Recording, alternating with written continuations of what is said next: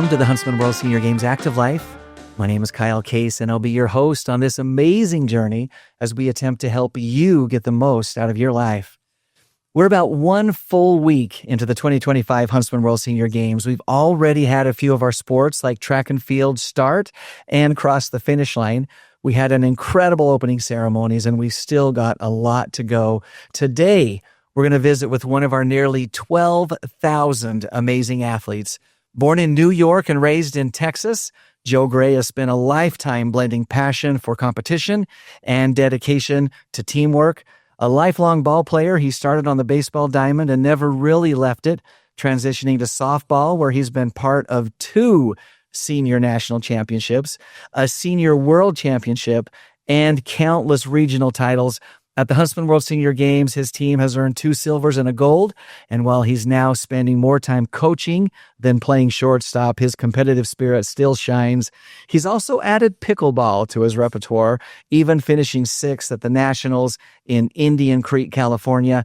After retiring from a long and distinguished career in the Department of Defense, and later as a university instructor, he's found renewed purpose in senior sports, where camaraderie, sportsmanship, and family always comes first. For him, winning is a byproduct of doing things the right way, and the real reward comes from friendships, teamwork, and lifelong memories made along the way. Joe, welcome to the show. Thank you, Kyle. It's very nice to be invited by you and Mindy. Thank you. Well, we're looking forward to this visit. I want to start on the diamond. Let's talk about baseball, softball. You started playing baseball at a young age. Mm-hmm. What got you into baseball? Well, I grew up in the inner city where baseball was king, and we wound up playing when I was very young. And as a matter of fact, our Little League field, our diamond, was facing the Statue of Liberty. So whoever was at home plate, the batter, was basically looking at the Statue of Liberty. Now, that might be a little bit of a distraction, but that's what an incredible setting. You know, we talk a lot about settings here at the Huntsman World Senior Games, surrounded by red sandstone. We've got the beautiful Canyons Complex, Goobler, Little Valley. Everywhere we play, you're surrounded by these amazing settings. And I do think that there is some inspiration that can come from that. But to be able to hit towards the Statue of Liberty, there's something special there. Yes, and what I will say about the views here, Kyle, they're beautiful. I mean, every time, even this morning we played and we took a team picture after the game, and our photographer, she goes, all right, we want you, the mountains in the background. Yeah. And she wanted that perfect picture. But this is quite breathtaking out here. We really enjoy the whole scenery and environment here in the Huntsman Games. Well, we feel the same way. We feel very blessed and lucky to be able to live here year round, and so blessed and lucky to show it off to our friends when they come and visit us. Yes. So you played baseball as a youth. Did you play in organized leagues, or was it just pickup games in the street? How did that work? No. I played organized baseball. Of course, you go through all of the Little League cycle, played high school baseball for 4 years, won a couple of state championships there. That was exciting. And then played, and I this is very awkward to explain this, but the Negro baseball was still active. At the time, okay. They folded in the major leagues, but they had regional teams. And they were allowed at the time 2 non-Negroes, 2 non-African Americans to play, and I was one of them. So I played Negro League baseball in Dallas area, and the other young man was a Hispanic gentleman, and we were the 2 non-African American back then. The Negro, Texas Negro baseball. So I played Negro baseball, played at Northwood University, and then from there, just went to softball. It was a beautiful transition. And I want to talk about that transition. So you moved right from fast pitch hardball. Did you play fast pitch softball along the way, or did you transition to slow pitch? I went straight to slow pitch. Okay. I didn't have any great aspirations to play softball. I got recruited by some folks that knew, my background, and I played it and I loved it. Yeah. And then it just kind of grew and grew. But I will say this about it. I never thought I'd be in this senior moment, if you will. I had no idea anything like this existed. Yeah. But then as I aged and put our family together, playing part-time, doing more family stuff at the time. But senior baseball just fell on my lap as well, Kyle. And I loved it because it was just a lot more camaraderie and a little less competition. Yeah. And that was kind of where I was coming from in the deal. And I think you've really described in so many ways senior and master sports. That's not to say that nobody cares if they win. Right. Of course you want to play. That's why you play the game. You come, that competition, that element of competition continues to be so important. And it's a great motivator. It's a great driver. But I will also say this, the feeling of friendship and camaraderie definitely supersedes that. We see that across the board in softball, swimming, tennis, pickleball, doesn't matter what it is. Yeah. And I think that's one of the best things about seniors and master sports is the friendship and the relationships and the helping one another out and just having a great time. Well, the way I thought of it was very similar, is that you go from this level, from this level where you're highly competitive, less camaraderie, and then as we aged, it balances. And then as you go into the senior world, it's more about friendship and teamwork and socialization. And a senior really needs it. So it's less, and that scale keeps dropping on the competitive level. And so much so that I was talking to the team last night and this morning, I said, winning takes care of itself. We have our families here, many spouses. And I said, by the way, you're not allowed to play if they don't give you the yes. So, but the competitiveness, that's not to say 2 or 3 folks are not going to be very competitive. Of course. And I know the same thing in pickleball. Yeah. Pickleball, it's like, okay, I'm here to touch paddles, have a good time. But there's always going to be that element of competitiveness, probably in everybody.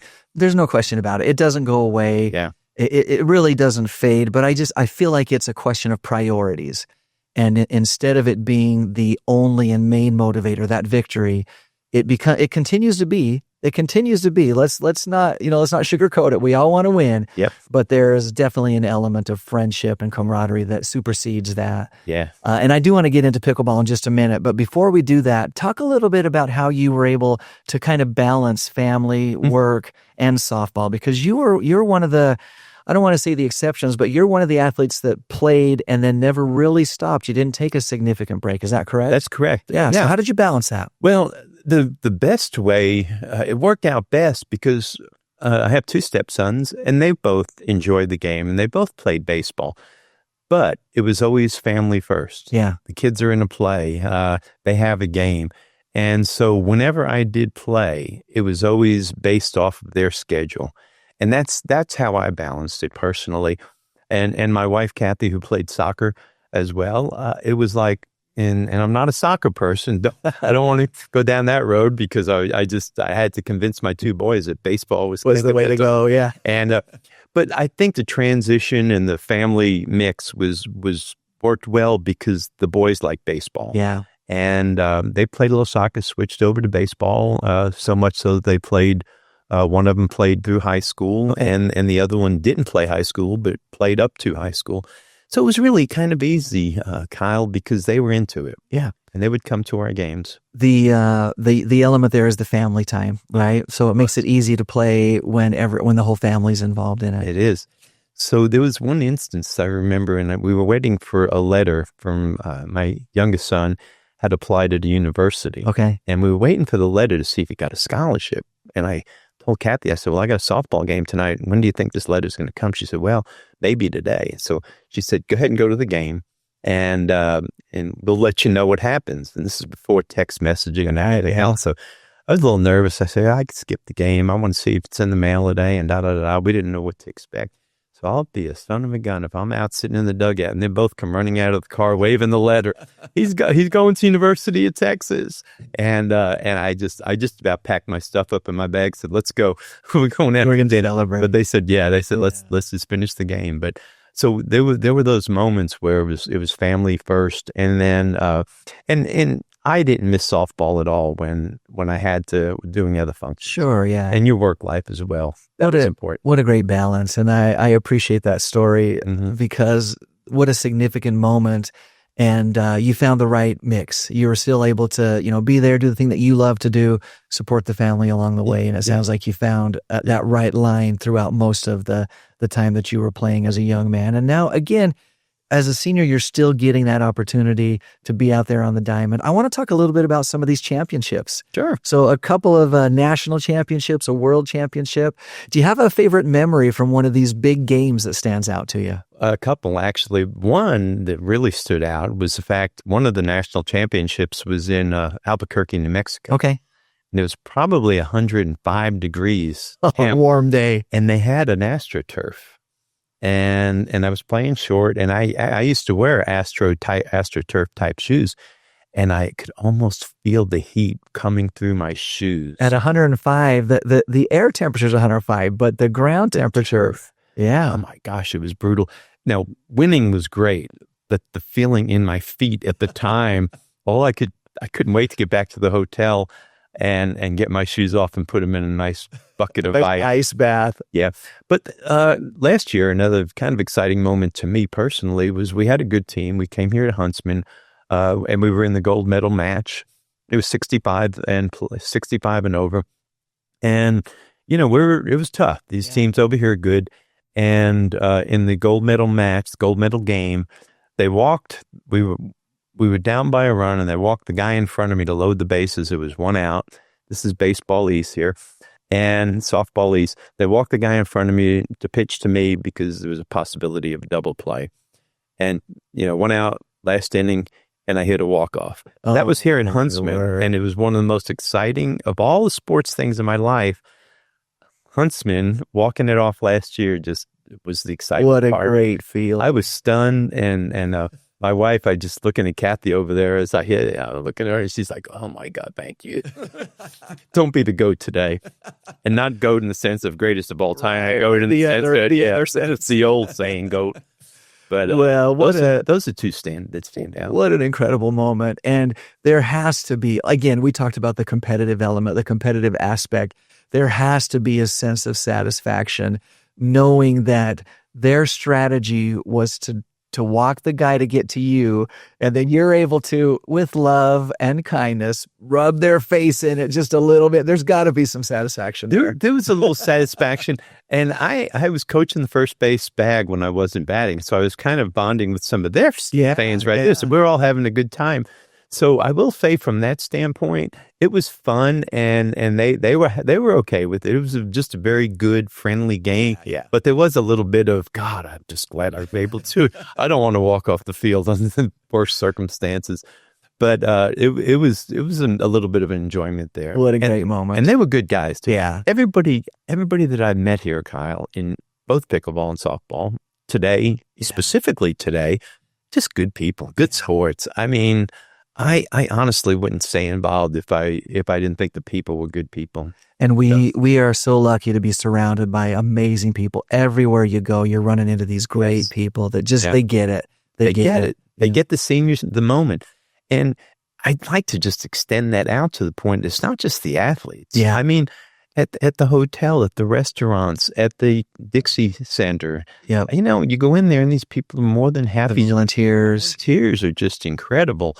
And I've never seen one that didn't have a smile on their face. They're all just happy people.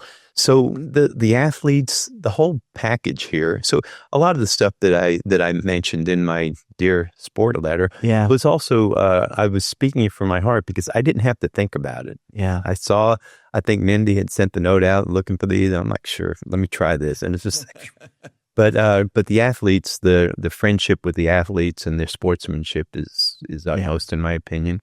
Yeah, and again, it does cover the gamut from volunteer to athlete all across the board. Yeah. I want you alluded to it. I want to spend a second on the game today. We're going to get into pickleball, and we're going to need to get to that. Yeah. But you played a game today. It was the semifinals. It was. You came out victorious. Yes. Going to play the finals tomorrow morning. Talk about that feeling, getting ready for the anticipation for another gold medal match. Yeah, well, it's going to be 9:50 tomorrow morning, which is Friday, and it's going to be at the Canyons. It was exciting, and oh gosh, and at 70, you don't really want to age any faster than you're already aging. Right. And I'm in the dugout. We've got like a 5 or 6 run lead, and the other team scored 5 or 6 in the top of the last inning, and I'm going, oh gosh, here we go. You talk about aging quick. So there was some excitement, some anticipation. But when we got the third out and the game was dead tied and we were the home team and we had the middle of our order up. So when I strolled out to the third base coach's box, I had a lot of confidence. We have a couple of big guys, one being from Idaho. And I just realized that you might have a background in Idaho. Yeah, I come from Idaho. And our middle infielder, Rover's from Idaho. And he was coming up, and he's a big guy, and they came through. But it was exciting, and I don't like to get overly excited because I feel like you have to have that balance. You don't want to get down too low, get too high in any sport.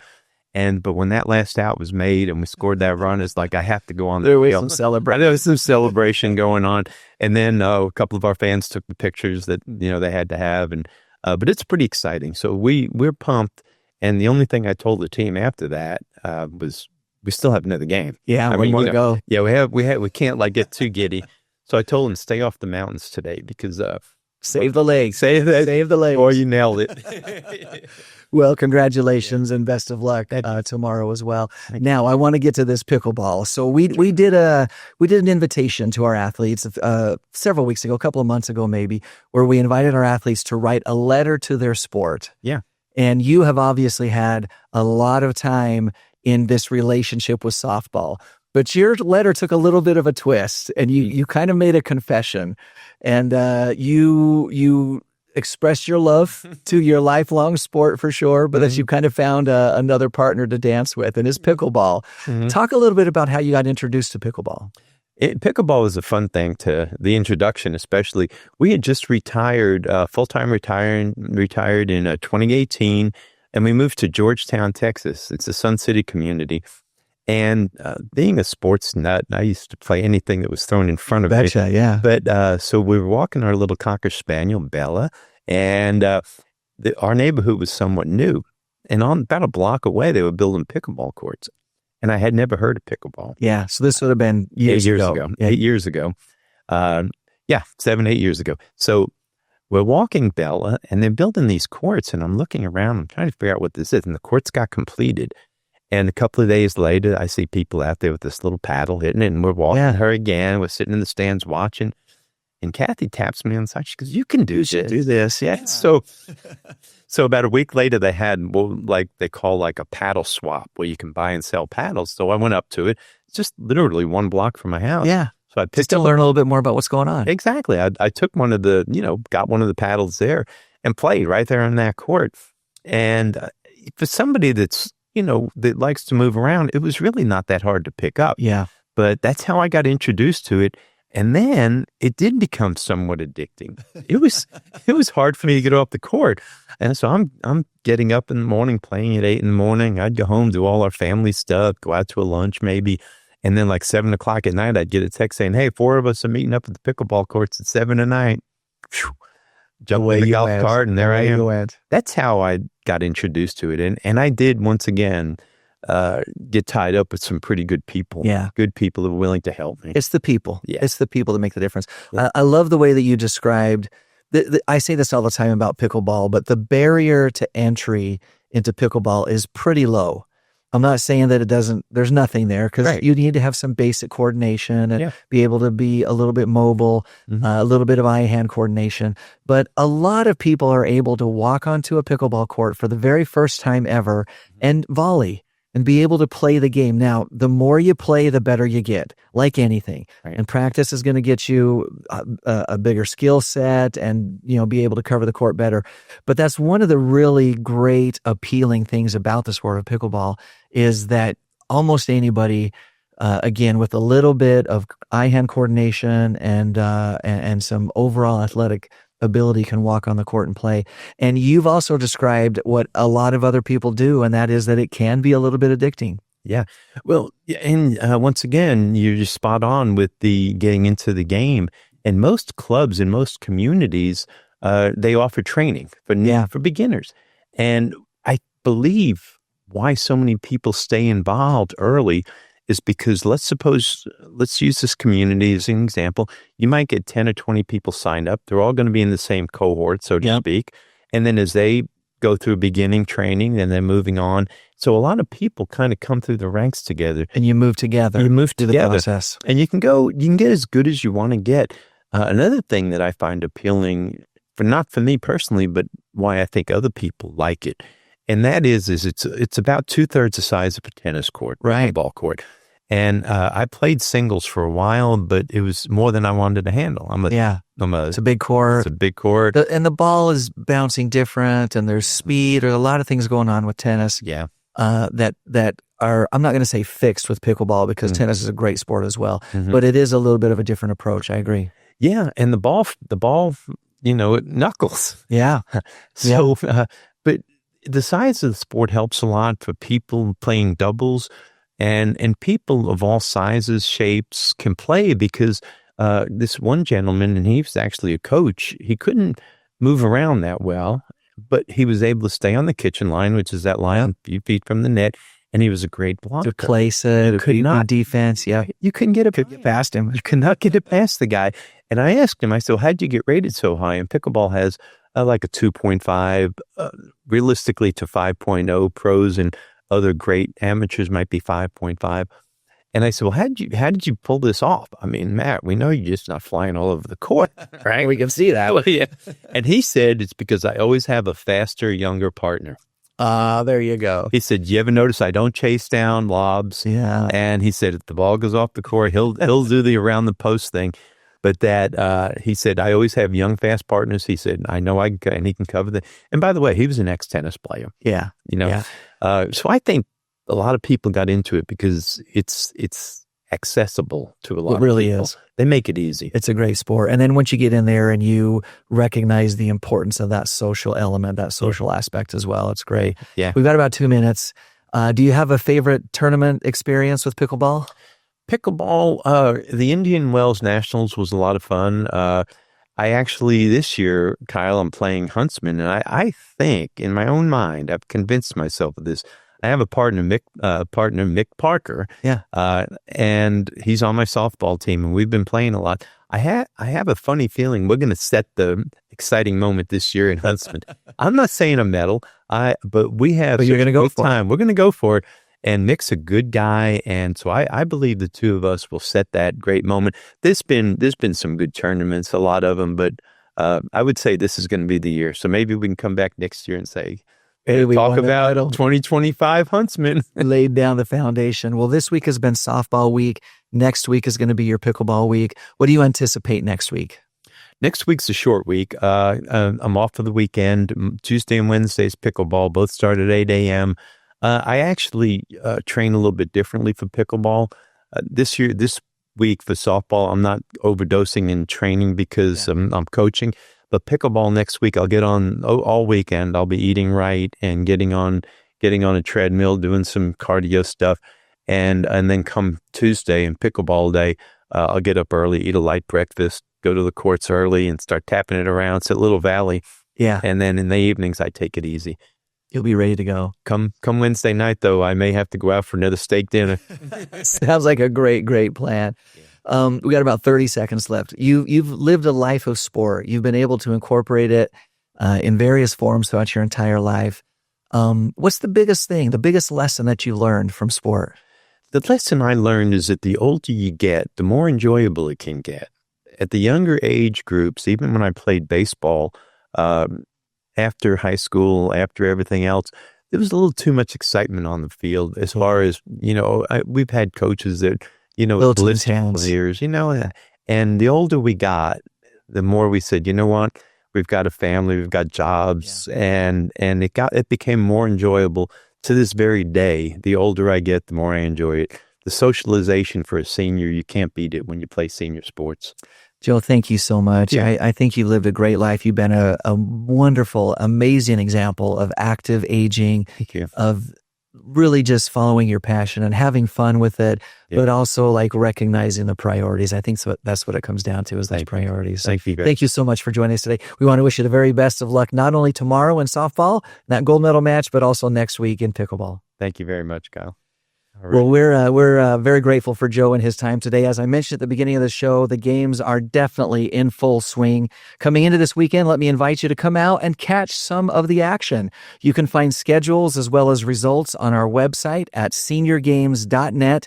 Also next week on Tuesday, October 14th, don't miss the concert and celebration featuring the music of the Eagles. It's going to be a great show. The show is absolutely free. It takes place at the Utah Tech Burns Arena. It starts at 7 o'clock. Bring your family, bring your friends. It's going to be a fun night. Next week, we're going to be on the downhill side of the games, and we're going to take a minute and share some of the highlights.